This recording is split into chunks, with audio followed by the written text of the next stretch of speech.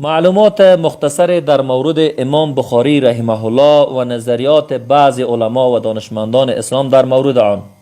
بسم الله، الحمد لله، الصلاة والسلام علی رسول الله و علی آله و صحبه اجمعین. برادران و خواهران مسلمانم، السلام علیکم و رحمت الله و برکاته. بعضی برادران و خواهران ما خواستند که در مورد امام بخاری رحمه الله معلومات مختصر ارائه کنیم.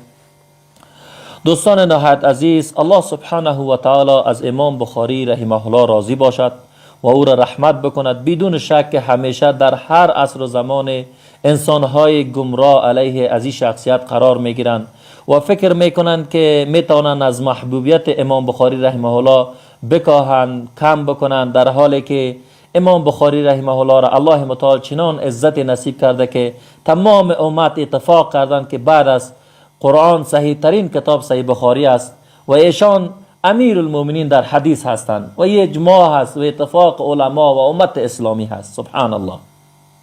امام بخاری رحمه الله چنان یک عالم با تقوا و پرهیزگار، چنان یک شخصیت بزرگ و عظیمی بود که خودشان در کتاب خود می نویسد که هر حدیثی را که می خواستم در کتاب خود نوشته کنم، ابتدا غسل می کردم، 2 رکعت نماز می خواندم، بعد استخاره می کردم و بعد از اینکه خوب به صحت از این حدیث یقین می افتم، او را در کتاب خود، در صحیح خود ثبت می کردم. سبحان الله. یعنی این از نشانه تقوا و پرهیزگاری و علمیت ایشان بود. سبحان الله. امام بخاری رحمه الله کنیهشان ابو عبدالله هست، اسمشان محمد است، پسر اسماعیل است و همونطور پسر ابراهیم و ایشان در حقیقت اصلیت فارسی داشتند.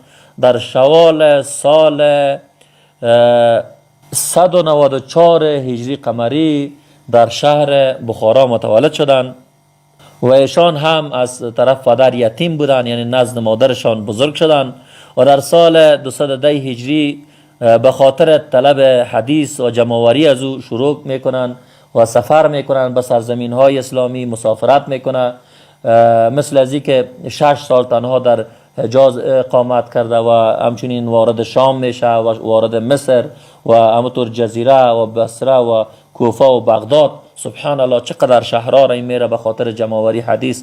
امام بخاری رحمه الله بسیار حافظه قوی داشت، حافظه داشت که بسیار قوی بود، چنان که دربارهشان میگن علما که به هر کتاب نگاه میکرد، به یک نظر او را حفظ میکرد، به یک دیدن و نظر کردن کتاب حفظ میکرد امام بخاری رحمه الله.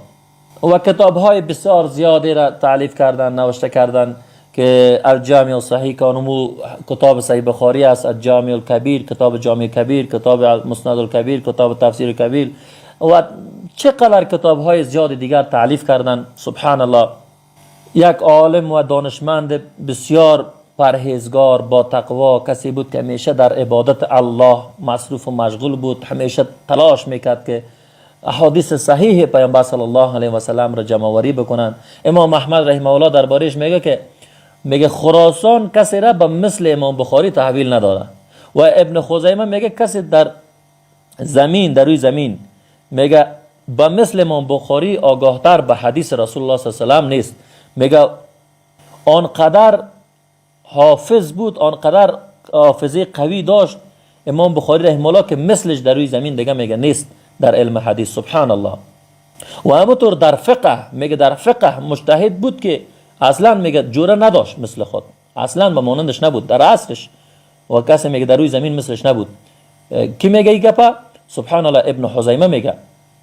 و همینطور از جمله علما و دانشمندای بزرگ مثل امام نووی رحمه الله در مقدمه شرح خود بر صحیح مسلم میگه که علما اتفاق دارن برای که صحیح ترین کتاب بعد از قرآن 2 کتاب هست، امام بخاری و امام مسلم.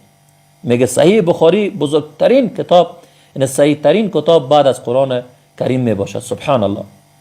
و تمام امت میگه به صحیح بودن این کتاب چی دارن؟ میگه اعتراف دارن، قبول میکنن. و کتاب صحیح بخاری میگه آنقدر فواید زیاد داره که بی حد بی اندازه. و همونطور علمای بسیار زیاد در مورد امام بخاری توصیف کردن و بسیار زیاد صحبت ها کردن که ما و شما مثل چی بگویم برای شما، شیخ الاسلام ابن تیمیه که یکی از علمایی هستند که مجدد هستند. سبحان الله. این تنها از 2 شاگردشان که ابن قیم و ابن کثیر است که براتون بگویم با تمام اسلام اگر بگویم کافی است، این علما کافی است که استادشان شیخ الاسلام ابن تیمیه بود. شیخ الاسلام ابن تیمیه میگه که در روی زمین این کتاب صحیح‌تر از امام بخاری و مسلم بعد از قرآن میگه وجود نداره. در مجموع الفتاوا میگه. سبحان الله. و همینطور امام ذهبی، سایر علما و اهل علمی که امام ناصر الدین البانی، چقدر علما و شخصیت های دیگر در مورد امام بخاری صفت میکنند، توصیف میکنند درباره شخصیت ازی، درباره علمیت ازی. اما امروز متاسفانه بعض انسان های گمراه بدبخت، کسایی که عمرشان از سرشان به طرف کفر و شرک شور میتن، میاین علیه این شخصیت جبهه میگیرن، علیه از این شخصیت استاد میشن، فکر میکنن که بر از این کدام ضرر میرسانن به نامش و به شخصیتش. نه خیر، دوگان محبوبیت از این زیاد میسازند. امام بخاری رحمه الله کسی است که تمام امت اتفاق به دارند که صحیح ترین کتاب بعد از قرآن کتاب ازی است. همین کافی است برش.